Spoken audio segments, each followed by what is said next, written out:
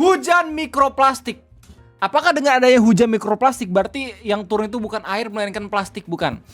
Hujan mikroplastik itu adalah sebuah hujan ya, tapi air itu mengandung plastik dengan ukuran kurang dari 5 mm, makanya disebut mikroplastik. Kalau misalnya semua tahu gitu ya, plastik itu sangat amat sulit untuk terurai ketika menjadi sampah, apalagi kalau misalkan udah jadi mikroplastik, plastik yang kecil banget terus tiba-tiba mengendap dalam tubuh lu. Bahaya nggak? Ya, lu pikir aja pakai logika gitu ya. Pertanggal 20 Oktober 2025, institusi yang biasanya meneliti di negara kita tercinta itu BRIN Indonesia ngeposting sebuah himbauan untuk kita cermati mengenai adanya hujan mikroplastik ini, yang ternyata setelah gue cari tahu nggak cuma di Jakarta doang, melainkan ada di beberapa daerah ya. Jadi Ekoton bersama masyarakat jurnalis lingkungan Indonesia, ini bukan militer di BRIN gitu ya, kalau misalkan air hujan tercemar mikroplastik itu sudah ditemukan di 18 kota kabupaten Indonesia. Gak cuma di Jakarta aja. Jadi di Jakarta ada air hujan mikroplastik ya. Di Banten ada radiasi. Terus di Surabaya ada pesta gay. Lengkap sudah. Mantap negara kita tercinta ini. Kita bakal bahas sama-sama ya di video ngopi kesempatan kayak ini. Jadi selamat datang di Ngobrolin Persoalan Indonesia bersama gue, your favorite Uncle Om Ray. Pertama kali tahu gue beritanya itu berdasarkan akun Facebook Ngopi Indonesia, di mana mereka memberitakan kalau misal Menteri Lingkungan Hidup atau Menteri LH menemukan mikroplastik dalam air hujan di Jakarta yang disebabkan oleh timbunan sampah. Tapi di video ngopi ini gue nggak coba ngambil satu referensi doang, tapi dari beberapa artikel yang udah gue baca, kayak misalkan artikel dari berita1.com di mana udah ada keterangan langsung dari Dinas Kesehatan Jakarta mengenai adanya kabar hujan itu udah berubah menjadi hujan beracun gitu ya katanya. Di mana mereka bilang hujan mikroplastik tidak langsung membuat tubuh sakit. Ya, tidak langsung ya, tapi lama-kelamaan itu bakalan sakit kalau misalnya dibiarkan begitu saja ya. Terus dari Detik News, di mana ini berjudul BMKG jelaskan asal-usul mikroplastik cemari air hujan Jakarta. Dari berita ini kita bakal sama-sama tahu nanti kalau misalkan mikroplastik itu termasuk aerosol dan mungkin aja sumber itu nggak berasal dari satu daerah yang terdeteksi memiliki air hujan mikroplastik. Jadi kalau misalkan di Jakarta ada mikroplastik, belum tentu itu sumbernya dari Jakarta itu juga, bisa aja dari daerah lain. Kemudian kita bakal lihat dari artikel suarasurabaya.net. Ini artikel bagus banget karena yang dikasih keterangan nggak cuman BRIN doang, tapi juga ada beberapa pemerhati lingkungan kayak misalkan Ekoton dan juga NGO dari negara kita tercinta yang emang fokus banget buat melihat bagaimana fenomena ini, kayak masyarakat jurnalis lingkungan Indonesia dan juga beberapa pihak-pihak. Dengan judul peneliti minta penghentian aktivitas bakar sampah untuk atasi hujan mikroplastik. Yang terakhir kita bakal lihat beberapa postingan tweet ya dari akun-akun kayak Wajur Dokumentari dan juga BRIN Indonesia. Jadi ini sebenarnya udah ada dari kapan Bang Ray? Nah, berdasarkan kajian dari BRIN, hujan beracun itu nggak dari 2025, melainkan udah ada penelitiannya dari tahun 2022. Dari post ini dikasih tahu kalau misalkan sejak 2022 peneliti BRIN menemukan mikroplastik dalam air hujan ibu kota. Ya, congratulations, dari tahun 2022. Mungkin sampai sekarang lu secara tidak sadar sudah ya ada partikel mikroplastik dalam tubuh karena tidak sadar air hujannya emang beneran berisi mikroplastik. Ya, di sini juga dijelasin apa itu mikroplastik. Mikroplastik itu adalah partikel plastik super kecil, kurang dari 5 mm dari serat pakaian, debu, ban atau pembakaran sampah. Partikel ini naik ke udara bareng debu dan asap lalu turun lagi lewat hujan. Riset BRIN ada rata-rata 15 partikel mikroplastik per meter persegi per hari di Jakarta. Jadi hujan ini beracun, yang berbahaya bukan airnya tapi partikel mikroplastik di dalamnya. Zat kimia dari partikel ini bisa ganggu hormon, sebabkan peradangan dan cemari tanah, air bahkan rantai makanan. Intinya bahaya ini nyata tapi bisa dicegah kalau kita paham sumbernya. Nah, yang paling mudah dalam mendeteksi kalau misalkan hujan yang lu terima itu beracun atau kagak, itu coba lu lihat dari bagaimana sistem pernapasan lu atau sistem pencernaan lu itu bereaksi terhadap hujannya. Kalau misalnya hujan-hujanan terus habis itu tiba-tiba tenggorokan lagi seret terus tiba-tiba batuk gitu ya. Nah, itu harus hati-hati tuh. Mungkin aja emang ada kandungan-kandungan yang kotor gitu berasal dari hujan, atau emang gaya hidup lu tuh jelek aja. Terus kalau misalkan lu habis hujan-hujanan tiba-tiba hidung lu itu mampet, tersumbat atau bersin-bersin, bisa aja emang itu merupakan indikasi kalau misalkan air hujan atau lingkungan di sekitar lu itu udah tidak habitable ya. Nggak, atau kotor ya dalam bahasa lainnya. Kenapa banyak di Jakarta polusi padat, jutaan kendaraan dan sampah plastik berlebihan, dari cuci baju sintesis sampai bakar sampah terbuka. Nah ini yang paling tai nih, bakar sampah. Semuanya nyumbang polusi mikroplastik, darat, laut, udara, bahkan hujan, semua saling terhubung. Bilang ke bapak-bapak yang ada di komplek lu. Ya emang biasanya bakar sampah tiap pagi sampai sore gitu ya. Coba untuk stop, karena emang ada undang-undangnya kalau misalkan bakar sampah itu dilarang, dan emang harus udah ada pengelolaan tersendiri gitu kalau misalkan lu emang menghasilkan limbah ya. Jadi kalau misalnya ada yang bakar-bakar itu sebenarnya nggak recommended juga gitu untuk menghancurkan sampah ya.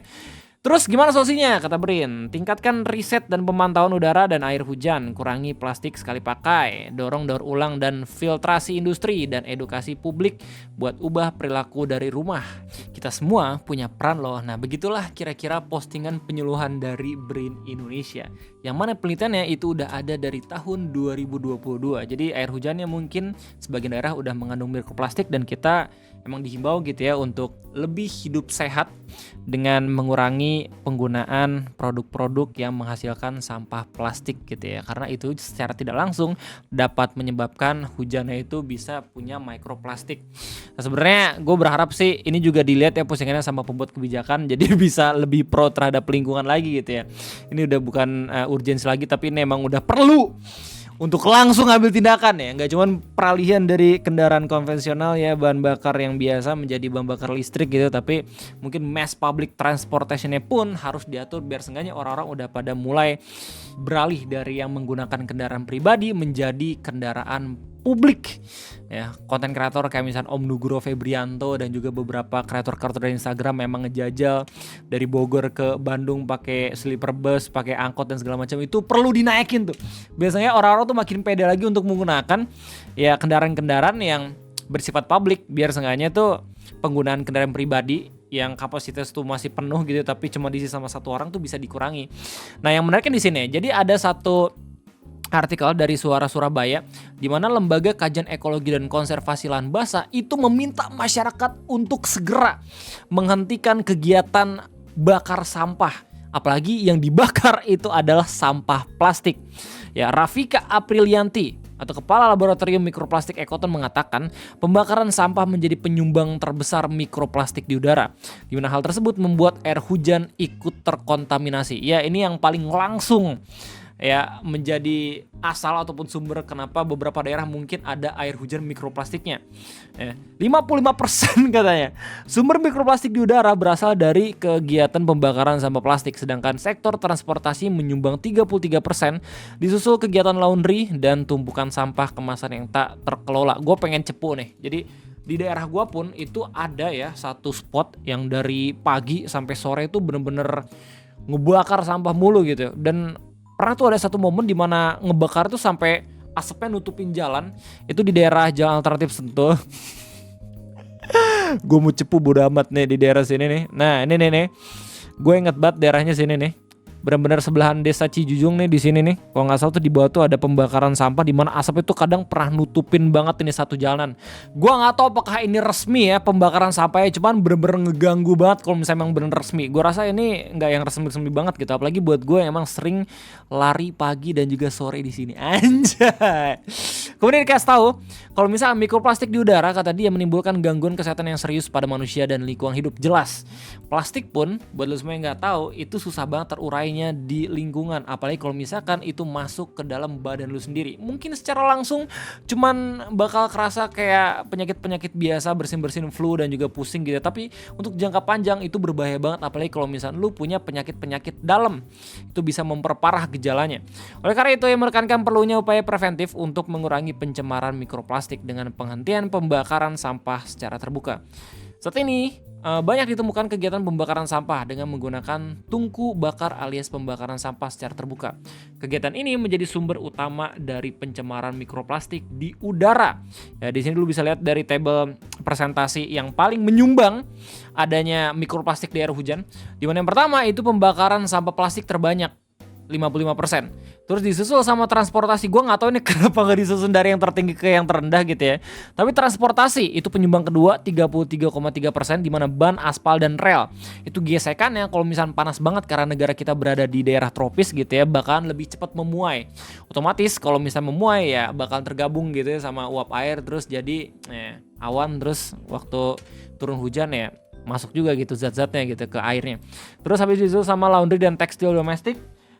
Lalu ada rumah tangga dan kemasan plastik, industri dan konstruksi, aktivitas pariwisata, perikanan dan pesisir, serta pertanian. Jadi kalau misalnya untuk kegiatan-kegiatan yang sangat amat mendukung produksi dari negeri justru rendah ya. Daru Setiorini, Direktur Ekoton, menambahkan bahwa pembakaran sampah juga sudah diatur dalam Undang-Undang Nomor 18 tahun 2008 tentang pengolahan sampah yang berisi larangan kegiatan membakar sampah. Nah ini penting banget buat tahu gitu. So, gue pun termasuk orang yang kesel banget kalau misalnya ada tetangga. Gue harus pelan-pelan ngomongnya karena mungkin tetangga gue denger ya.